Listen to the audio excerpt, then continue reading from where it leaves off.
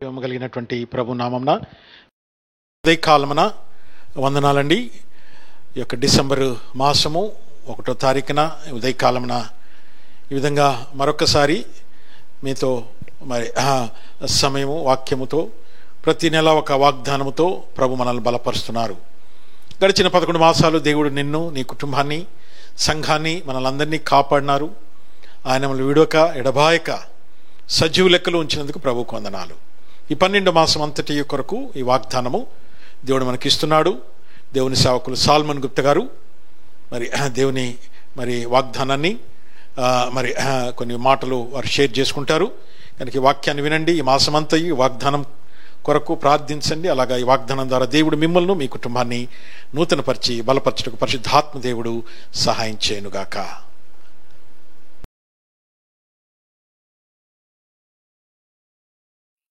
జీవము కలిగిన దేవునామానికి వందనాలు. జగత్రక్షకుడైన యేసుక్రీస్తు నామములో మీ అందరికీ శుభములు, నిండు ఆశీస్సులు నేను మీ అందరికీ తెలియజేస్తున్నాను. 11 నెలలు దేవుడు మనల్ని కాపాడి కృప చూపి మనల్ని సజీవ లెక్కలో ఉంచి ఆయురారోగ్యాలు ఇచ్చి ఆయన ఇంత మట్టుకు మనల్ని నడిపించిన ఆయన ప్రేమకై, నమ్మకత్వంకై, ఆయన అనాదికాల సంకల్పానికై దేవునికి మనం ఎంతో వందనస్తులమై ఉన్నాం. దేవునికి మనం ఎంతో రుణస్థులమై ఉన్నాం. అయితే డిసెంబర్ మాసంలో మనం ప్రవేశించబోతూ ఉన్నాం. అయితే ప్రతి నెల దేవుని గ్రంథంలోంచి ఒక వాగ్దానాన్ని మనం స్వతంత్రించుకుంటూ అనుభవిస్తూ ఆయన ఆరాధిస్తూ ముందుకు సాగిపోతూ ఉన్నాం. ఈ డిసెంబర్ నెల కొరకై ఒక ప్రత్యేకమైన వాగ్దానాన్ని నేను మీకు తెలియజేయాలని ఆశపడుతూ ఉన్నాను. యోవేలు గ్రంథం 2వ అధ్యాయం 25వ వచనంలో ఆ వాగ్దానం అంతటిలో ఇలా వ్రాయబడి ఉంది. నేను పంపిన మిడతలను, గొంగల పురుగులను, పసర పురుగులను, చీడ పురుగులను, నా మహాసైన్యము తినివేసిన సంవత్సరముల పంటను మీకు మరలా నిత్తును. 26వ వచనం, నా జనులు ఇక ఎన్నటికి సిగ్గునందరు. ఈ యోవేలు గ్రంథం 2వ అధ్యాయం 25వ వచనాన్ని మరలా చదువుతున్నాను, గమనించండి. అంటే వచనమంతా చదవటం లేదు, కానీ వచనంలో ఒక భాగాన్ని మాత్రం నేను చదువుతున్నాను, గమనించండి. నేను పంపిన మిడతలను, గొంగల పురుగులను, పసర పురుగులను, చీడ పురుగులను, నా మహాసైన్యము తినివేసిన సంవత్సరముల పంటను మీకు మరలా ఇత్తును. 26వ వచనం, నా జనులు ఇక ఎన్నటికి సిగ్గునొందరు. ఈ చదవబడిన భాగంలో దేవుడు మనకు ఒక వాగ్దానాన్ని ఇచ్చాడు. ఇక్కడ 4 రకాల పురుగులు నాశనం చేసేవిగా మనం చూస్తూ ఉన్నాం. వ్యవసాయాన్ని చేస్తున్నటువంటి రైతు ఎంతో కష్టపడి సేద్యం చేసి ఎన్నో శ్రమలకు ఓర్చుకొని వ్యవసాయం చేస్తూ ఉంటాడు. ఆ సమయంలో ఈ పురుగులన్నీ కూడా చేరి పంటను నాశనం చేయడం మనం చూస్తూ ఉంటున్నాం. అయితే ఆ పంటను నాశనం చేసినప్పుడు రైతు ఎంతో దుఃఖపడతాడు, బాధపడతాడు, వేదన పొందుతూ ఉంటాడు. అయితే ఇక్కడ 4 రకాల పురుగుల గురించి రాయబడింది. నేను పంపిన మిడతలు అంటున్నాడు, 2వదిగా గొంగలి పురుగులు, 3వదిగా పసర పురుగులు, 4వదిగా చీడ పురుగులు అను మహాసైన్యము తినివేసిన సంవత్సరముల పంటను మీకు మరలా నిత్తును. ఇక తినివేసినటువంటి పంటను మీకు మరలా నిత్తును అనే మాట ఎంత ఆదరణ కలిగిన మాట. ఇది నిరీక్షణతో కూడిన మాట, ఆదరణతో కూడిన మాట. దేవుడు మనల్ని ఎంతగా ప్రేమించాడో, ఎంతగా మన ఎడల ఆయన కృప చూపుతున్నాడో ఈ వాగ్దానం ద్వారా మనము అర్థం చేసుకోగలం. జీవితం అనేది ఒక వ్యవసాయం లాంటిది. పాపం వలన, అపవిత్రత వలన, మూర్ఖత వలన, తిరుగుబాటు స్వభావం వలన, దేవునికి అవిధేయులమై జీవించడం వలన మన జీవితాలు నాశనం అవుతూ ఉన్నాయి. అయితే కొన్ని పర్యాయాలు మన జీవితాన్ని మరి మిడతలు తినివేసి మిగిల్చినటువంటి పంటను గొంగలి తినివేసినటువంటి పంటను పసర పురుగులు తినివేసినటువంటి పంటను చీడ పురుగులు, ఈ 4 రకాల పురుగులు పంటను పూర్తిగా తినివేసినప్పుడు ఇక పంట ఏం మిగులుతుంది? అయితే ఆ దేవాది దేవుడు కరుణించి కటాక్షించి కృప చూపి మనం ఏదైతే పోగొట్టుకున్నామో, ఏదైతే నష్టపోయామో, ఏదైతే కోల్పోయామో దాన్ని తిరిగి సమకూర్చి దేవుడు మనకు అనుగ్రహించడానికి తాను సంసిద్ధంగా ఉన్నాడనే విషయం ఎంత శుభకరమైనటువంటి విషయం ఆలోచన చేయండి. ఇది నిరీక్షణతో కూడిన వాగ్దానము, ఆదరణతో కూడిన వాగ్దానము, ప్రోత్సాహకరమైన వాగ్దానము, తర్వాత విశ్వాసాన్ని వృద్ధి చెందించేటువంటి వాగ్దానంగా ఉందని దైవ సేవకుడుగా నేను మీకు తెలియజేస్తున్నాను.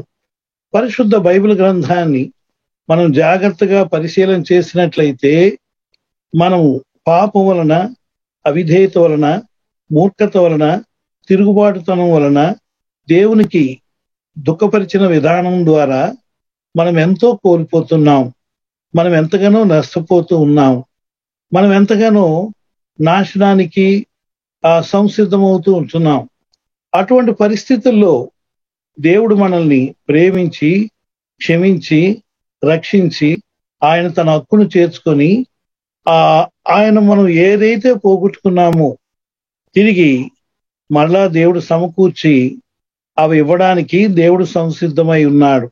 ఉదాహరణకు ఆదాము ద్వారా పోగొట్టుకున్న సమస్తాన్ని కడపటి ఆదామైన యేసుక్రీస్తు ద్వారా దేవుడు మనకు అనుగ్రహిస్తూ ఉన్నాడు. కాబట్టి పోగొట్టుకున్న దాన్ని తిరిగి దేవుడు దయచేసేటువంటి సందర్భాలు లేఖన భాగాల్లోంచి నేను మీకు కొన్ని తెలియజేయాలని ఆశపడుతూ ఉన్నాను. మొట్టమొదటిగా మనం చూసినట్లయితే పంటను దేవుడు తిరిగిస్తానన్నాడు. ఇది మొదటి తలంపు. రెండవ తలంపు ఏంటంటే, యోబు అనే ఒక భక్తుడు ఉన్నాడు. అతడు దేవుని ఎడల భయభక్తులు గలవాడుగా, యథార్థవంతుడుగా, న్యాయవంతుడుగా, దేవుని ఎడల ఎంతో శ్రద్ధాభక్తులు కలిగిన వాడుగా మనకు లేఖనాల్లో కనిపిస్తాడు. అయితే శత్రువైన సాతాను అతని మీద దాడి చేసినప్పుడు అతడు కుమారులను, కుమార్తెలను, ఆస్తిని, ఆరోగ్యాన్ని, సర్వస్వాన్ని పోగొట్టుకున్నట్లుగా లేఖన భాగాల్లో మనము చూస్తాం. ఆ యోబు అనేటువంటి ఆ గొప్ప భక్తుడు తిరిగి దేవుని సన్నిధానానికి వచ్చి పశ్చాత్తాపం పొంది దేవుని ఎడల భయభక్తులు కనపరిచి దేవుని మీద ఆధారపడినప్పుడు తాను ఏదైతే పోగొట్టుకున్నాడో తిరిగి దాన్ని సమకూర్చుకున్నట్లుగా యోబు గ్రంథం 42వ అధ్యాయం 10 నుండి 16 వచనాలు మనం చదివినట్లయితే తాను పోగొట్టుకున్న సమస్తాన్ని తిరిగి సంపాదించుకున్నట్లుగా లేఖనాల్లో మనము చూస్తాం. యోబు గ్రంథం 42వ అధ్యాయం 10 నుండి కొన్ని మాటలు. మరి యోబు తన స్నేహితుల నిమిత్తము ప్రార్థన చేసినప్పుడు యెహోవా అతని క్షేమస్థితిని మరలా అతనికి దయచేసెను. మరియు యోబునకు పూర్వము కలిగిన దానికంటే 2 అధికముగా యెహోవా అతనికి దయచేసెను. 11వ వచనం. అప్పుడు అతని సహోదరులందరూ, అతని అక్క చెల్లెలందరూ, అంతకుముందు అతనికి పరిచయలేని వారును వచ్చి అతనితో కూడా అతని ఇంట అన్నపానములు పుచ్చుకొని యెహోవా అతని మీదకి రప్పించిన సమస్త బాధను గూర్చి ఎంతలేసి దుఃఖం పొందితవని అతని కొరకు దుఃఖించుచు అతను ఓదార్చిరి. ఇదియుగాక ఒక్కొక్కడు బంగారు ఉంగరము తెచ్చి ఇచ్చాను. యెహోవా యోబును మొదట ఆశీర్వదించినంత కంటే మరి అధికముగా ఆశీర్వదించెను. అతనికి 14,000 గొర్రెలను, 6,000 ఒంటెలను, 1000 జతల ఎడ్లను, 1000 ఆడుగాడిదలను కలిగెను. మరి అతనికి 7 కుమారులను, 3 కుమార్తెలను కలిగిరి. 15వ వచనం. ఆ దేశం అంతటా యోబు కుమార్తెలంత సౌందర్యవంతులు కనబడలేదు. వారి తండ్రి వారి సహోదరులతో పాటు వారికి స్వాస్యములనిచ్చెను. ఈ చదవబడిన భాగంలో మనం చూస్తే కుమారులను పోగొట్టుకున్నాడు, కుమార్తెలు పోగొట్టుకున్నాడు, ఆస్తిని పోగొట్టుకున్నాడు, ఆరోగ్యాన్ని పోగొట్టుకున్నాడు, సర్వస్వాన్ని కోల్పోయినటువంటి యోబు దేవుని సన్నిధానంలో పశ్చాత్తాపం పొందినప్పుడు, దేవుని మీద ఆధారపడినప్పుడు తాను పోగొట్టుకున్న దానికంటే దేవుడు అధికంగా అనుగ్రహించినాడని, ఆశీర్వదించినాడని లేఖన భాగాల్లో మనము చూస్తూ ఉన్నాం. మరొక దృష్టాంతాన్ని నేను మీకు తెలియజేయాలని ఆశపడుతూ ఉన్నాను. దయచేసి 2వ రాజుల గ్రంథం 6వ అధ్యాయం 1 నుండి 6 వచనాలు మనం చదివినట్లయితే అక్కడ శిష్యుల గురించి కొన్ని మాటలు ఇలా వ్రాయబడి ఉన్నాయి. ఎలీషా శిష్యుల గురించి వ్రాయబడిన మాటలు. ఆ శిష్యులో ఒకడు తన అజ్ఞానం చేత, తన అవివేకం చేత గొడ్డల్ని పోగొట్టుకున్నాడు. పోగొట్టుకున్నటువంటి గొడ్డల్ని తిరిగి ఎలీషా ద్వారా ఎలా సంపాదించుకోగలిగాడో 2వ రాజుల గ్రంథం 6వ అధ్యాయంలో మనము చూడగలం. దయచేసి 2వ రాజుల గ్రంథం 6వ అధ్యాయం కొన్ని మాటలు ఇలా వ్రాయబడి ఉన్నాయి. చూడండి, 2వ రాజుల గ్రంథం 6వ అధ్యాయం. అంతటా ప్రవక్తల శిష్యులు ఎలీషా యొద్దకు వచ్చి, ఇదిగో నీ యొద్ద మాకున్న స్థలము ఇరుకుగా ఉన్నది, సెలవైతే మేము యోర్దాను నదికి పోయి తల ఒక మ్రాను అచ్చటి నుండి తెచ్చుకొని మరి ఒక చోట నివాసం కట్టుకుందామని మనవి చేయగా అతడు వెల్లుడని ప్రత్యుత్తరం ఇచ్చాను. ఒకడు దయచేసి నీ దాసుడివైన మాతో కూడా నీవు రావాలని కోరగా అతడు నేను వచ్చేదనని చెప్పి వారితో కూడా పోయాను. వారు యోర్దానుకు వచ్చి మ్రాణులు నరుకుచుండిరి. ఒకడు దూలమును నరుకుచున్నప్పుడు గొడ్డలు ఊడి నీటిలో పడిపోగా వాడు, అయ్యో నా ఏలినవాడా, అది ఎరువు తెచ్చినదని మొరపెట్టిన గనుక ఆ దైవజనుడు అది ఎక్కడ పడినని అడిగాను. వాడు అతనికి ఆ స్థలమును చూపింపగా అతడు కొమ్మ ఒకటి నరికి నీళ్లలో వేయగా గొడ్డలి తేలెను. అతడు దాన్ని పట్టుకొనమని వారితో చెప్పగా వాడు తన చెయ్యి చాపి దాన్ని పట్టుకునేను. ప్రియులారా, మొదటి సందర్భంలో తినివేసినటువంటి పంటను మరలా దేవుడు తిరిగి ఇచ్చినట్లుగా వ్రాయబడింది. ఇది యోవేలు గ్రంథం 2వ అధ్యాయం 25వ వచనం. రెండవదిగా యోబు జీవితంలో కుమారులను, కుమార్తెలను, ఆస్తిని, ఆరోగ్యమును, సర్వస్వాన్ని పోగొట్టుకున్నాడు. తిరిగి దేవుని ద్వారా సమస్తమును తాను సమకూర్చుకున్నట్లుగా లేఖన భాగాల్లో మనము చూస్తాం. 3వ సందర్భంలో చూసినట్లయితే పోగొట్టుకున్నటువంటి గొడ్డలి ఎక్కడ పడిందో మరి ఎలీషాకు చూపించినప్పుడు అక్కడ కొమ్మ నరికి నీళ్ళలో వేసినప్పుడు అది తిరిగి రావటం లేఖన భాగాల్లో చూస్తాం. ఆ నరకబడిన కొమ్మ శిలువను సూచిస్తూ ఉంది. మనం ప్రభు దగ్గరికి వచ్చి మన అజ్ఞానాన్ని, మన అవివేకాన్ని, మన తెలుగు తక్కువతనాన్ని, తొందరపాటుతనాన్ని, దేవుని మీద విరోధంగా చేసిన పాపాన్ని ఎప్పుడైతే ఒప్పుకుంటామో, మన పాపాల విషయంలో పశ్చాత్తాపడతామో, మన పాపాలు ఒప్పుకొని ఆయన మీద మనం ఆధారపడతామో, ఆ శిలువ రక్తం ద్వారా ఎప్పుడైతే కడగబడతామో వెంటనే దేవుడు మనం పోగొట్టుకున్న సమస్తాన్ని తిరిగి మరలా మనకు దేవుడు దయచేస్తాడని, పోగొట్టుకున్న గొడ్డల ద్వారా మనము పాఠాన్ని నేర్చుకోగలుగుతాం. అంత మాత్రమే కాదు, మరొక దృష్టాంతాన్ని నేను మీకు తెలియజేయాలని ఆశపడుతూ ఉన్నాను. మరొక దృష్టాంతం ఏంటంటే దావీదు యొక్క జీవితంలో తాను పోగొట్టుకున్న సమస్తాన్ని తిరిగి సంపాదించుకోగలిగాడు. 1 సమూయేలు గ్రంథం 30వ అధ్యాయంలో మరొక దృష్టాంతాన్ని నేను మీకు తెలియజేస్తూ ఉన్నాను. దయచేసి 1 సమూయేలు గ్రంథం 30వ అధ్యాయం 1-3 వచనాలు. దావీదును అతని జనులను 3వ దినమందు సిగ్లకునకు వచ్చిరి. అంతలో అమాలేకులు దండెత్తి దక్షిణ దేశం మీదను సిగ్లగ్ మీదను పడి కొట్టి దాన్ని తగులుబెట్టి ఘనులనేమి అల్పులనేమి అందులో ఉన్న ఆడువారందరిని చెరపెట్టుకుని చంపక వాని తీసుకుని పోయిరి. దావీదును అతని జనులను పట్టణమునకు వచ్చి అది కాల్చబడి ఉండుటయు తమ భార్యలను కుమారులను కుమార్తెలను చెరలోని కొనిపోబడి ఉండుటయు చూచి ఇక ఏడ్చుటకు శక్తి లేకపోయినంత బిగ్గరగా ఏడ్చిరి. ఇది ఎంత అపారమైన నష్టమో చూడండి.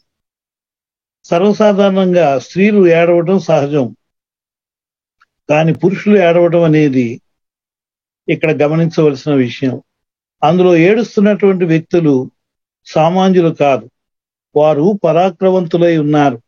వారు పరాక్రమవంతులై ఉండి వారు పోగొట్టుకున్న సమస్తాన్ని బట్టి వారు బహుగా దుఃఖించారు. ఏడవడానికి శక్తి లేనంత బిగ్గరగా ఏడ్చారు. అలాగే విశ్వాసులమైన మన జీవితంలో కూడా కష్టాలు, బాధలు, శ్రమలు, నిందలు, అవమానాలు, పరీక్షలు, పరిశోధనలు, నష్టాలు ఇవన్నీ మన జీవితంలో వాటిల్లినప్పుడు కొన్ని పర్యాయాలు ఏడవడానికి కూడా శక్తి లేనంతగా మన శ్రమలు అనుభవించేటువంటి పరిస్థితి. అయితే దావీదు దేవుని ఆశ్రయించడానికి బదులు, దేవుని మీద ఆధారపడడానికి బదులు ఆకీషును ఆశ్రయించాడు. ఆకీషు మీద ఆధారపడ్డాడు. అమాలేకీయులు వచ్చారు, సిగ్ల పట్టణం అంతా కాల్చివేశారు.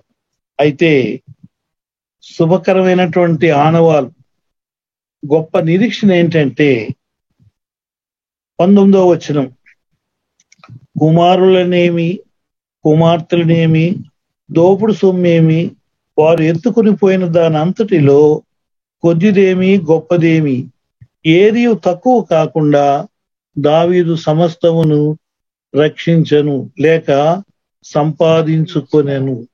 ఈ చదవబడిన భాగంలో మనం చూసినట్లయితే దావీదు తన అజ్ఞానం ద్వారా పోగొట్టుకున్నాడు.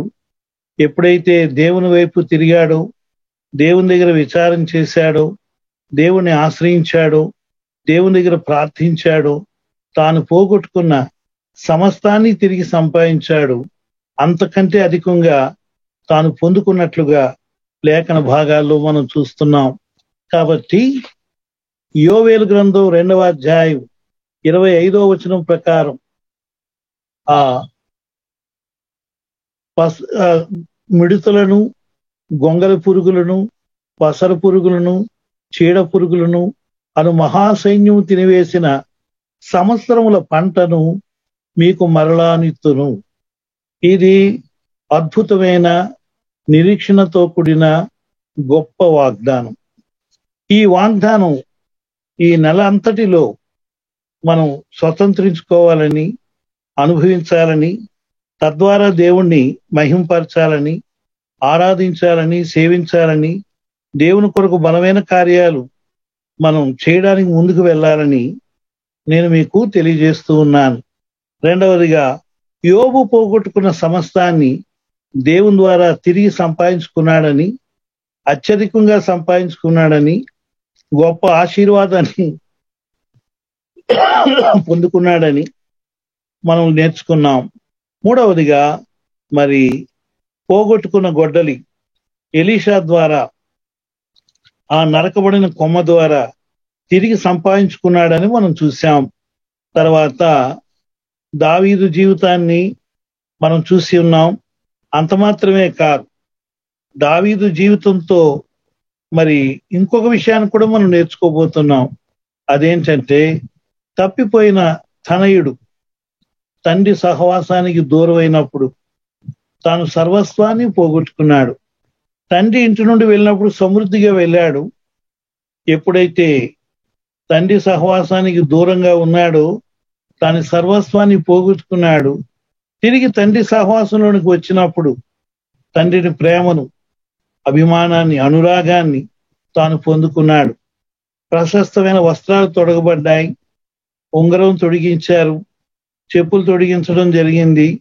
అతని కొరకు ఒక బలిపశు, ఒక కొవ్విన దూడను వధించటం లూకాసు వార్త 15వ అధ్యాయంలో మనం చూస్తూ ఉంటున్నాం. కాబట్టి ఈ దృష్టాంతాలన్నీ నేను మీకు తెలియజేయడంలో ఉద్దేశం ఏంటంటే, మన పాపం వలన, మన అవిధేయత వలన, మన మూర్ఖత వలన, మన తెలివి తక్కువతనం వలన, అనాలోచన వలన, దేవుని చిత్తాన్ని తెలుసుకోకపోవడం ద్వారా, దేవుని దగ్గర మనం కనిపెట్టుకోకుండా ఉండడం ద్వారా అనేక పర్యాయాలు వ్యాపారాల్లో నష్టాన్ని పొందుతున్నాం, ఉద్యోగంలో నష్టాన్ని చూస్తూ ఉన్నాం, కుటుంబ జీవితంలో నష్టాలు అనుభవిస్తున్నాం, ఆరోగ్యం బాగలేకపోవడం వల్ల మనం నష్టపోతూ ఉన్నాం, అనేక రకాల నష్టాల ఊబిలో మనం కూరుకుపోయి ఉన్నాం. ఈ సంవత్సరం మనం ఎంతో కోల్పోయాం. ఈ కరోనా మహమ్మారి వలన మనం ఎన్నో విషయాల్లో వెనకబడిపోయాం, ఎంతో కోల్పోయి ఉన్నాం. సమయాన్ని పోగొట్టుకున్నాం, సహవాసాన్ని పోగొట్టుకున్నాం, సన్నిధిని పోగొట్టుకున్నాం, ఐశ్వర్యాలు పోగొట్టుకున్నాం, ఆర్థికంగా మనం ఎంతో కృంగిపోయి ఉన్నాం, ఎన్నో రకాల నష్టాల్లో మనం కూరుకుపోయి ఉన్నాం. అయితే విరిగి నలిగిన హృదయం కలిగి, పశ్చాత్తాప హృదయం కలిగి దేవుని సన్నిధానానికి వచ్చి దేవుని దగ్గర మొరపెట్టుకున్నప్పుడు, దేవుని మీద ఆధారపడినప్పుడు, దేవా నేను పాపిని, నన్ను క్షమించు, నా అజ్ఞానం వలన, నా వివేకం వలన, నా మూర్ఖత వలన నేనెన్నో కోల్పోయాను. జగత్ రక్షకుడైన యేసు ప్రభుని నేను ఆశ్రయిస్తున్నాను. ఆయన రక్తంతో నన్ను కడగండి, ఆయన ఆత్మతో నన్ను నింపండి, ఆయన పునరుత్థాన శక్తితో నన్ను నింపండి. నేను ఏవైతే పోగొట్టుకున్నాను మరలా నాకు తిరిగి దయచేయండి. యోవేలు 2:25 ప్రకారం నేను పోగొట్టుకున్న ఆ పంటను తిరిగి దయచేయండి అని దేవుని సన్నిధానంలో మనం ప్రార్థించవలసినటువంటి వారమై ఉంటున్నాం.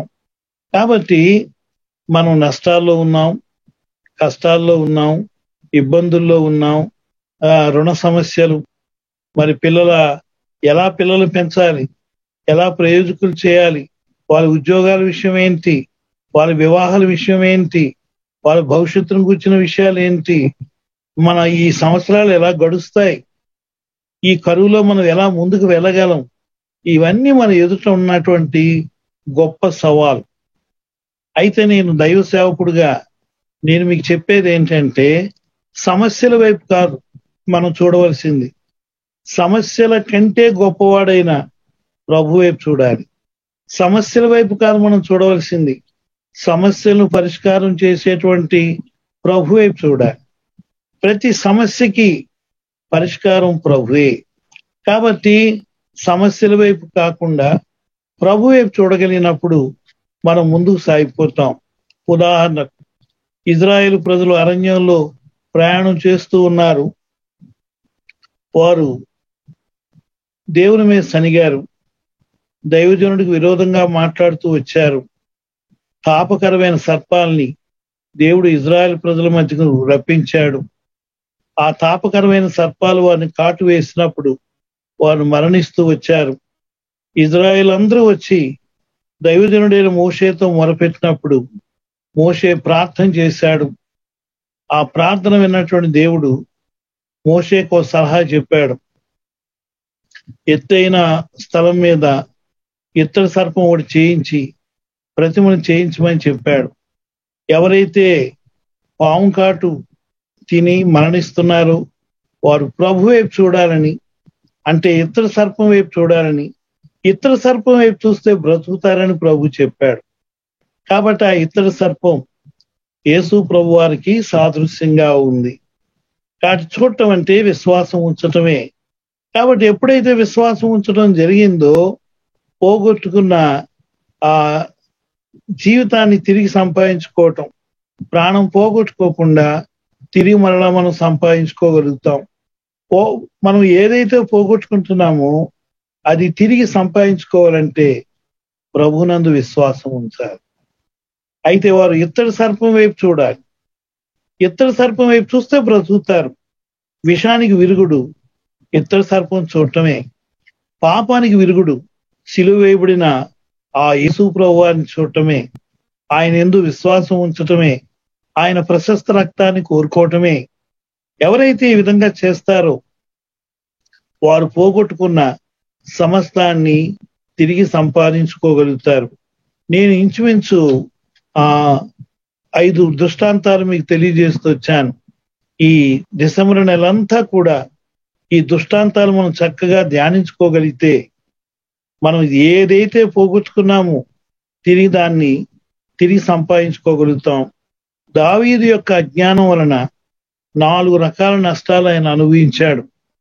ప్రథమంగా ఇత్తీయుడైన ఊరియా భార్యను చంపించడం, అదొక దాని ద్వారా తాను అపారమైనటువంటి నష్టాన్ని తాను పొందుకున్నట్లుగా లేఖనాల్లో మనం చూస్తూ ఉంటున్నాం.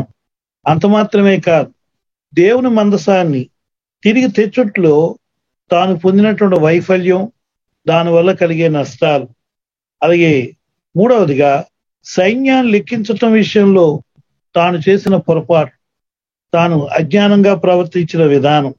అలాగే దేవుణ్ణి ఆశ్రయించవలసిన దావీదు ఆకీషును ఆశ్రయించడం ద్వారా కలిగే నష్టాలు.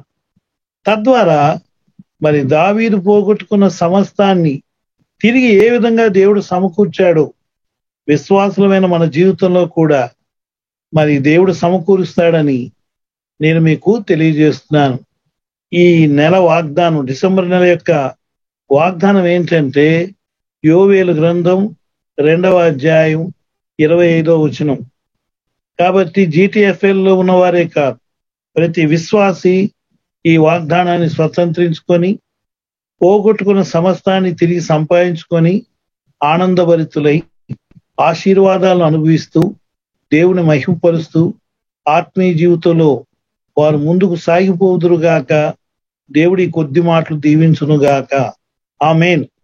మా ప్రేమగల తండ్రి, ఉదయకాలమున ఈ డిసెంబరు మాసము 1వ తారీఖున నేను స్తుతిస్తున్నాం, ఆరాధిస్తున్నాం.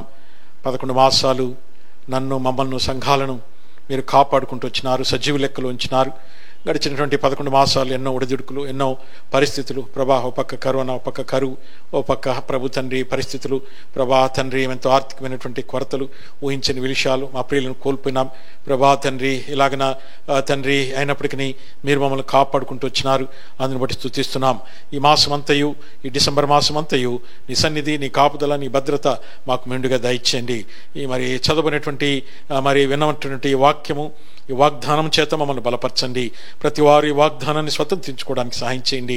నీ దాసు సాల్మన్ గుప్తుడు వాడుకునేందుకు వందనాలు. ఈ మాటలు వింటున్న ప్రతి వారిని మీరు ధైర్యపరచండి, ఈ వాగ్దానం వారి పక్షంగా నెరవేర్చండి. ప్రతి వారు కూడా నూతనపరచబడి డిసెంబర్ మాసం అంతయు నూతనమైన శక్తిని పొందుకొని రాబోయే 2022 సంవత్సరం కొరకు మరి నూతనమైన వాగ్దానాల కొరకు సిద్ధపరచమని యేసునామమున ప్రార్థించి వేడుకుంటున్నాము తండ్రి, ఆమేన్.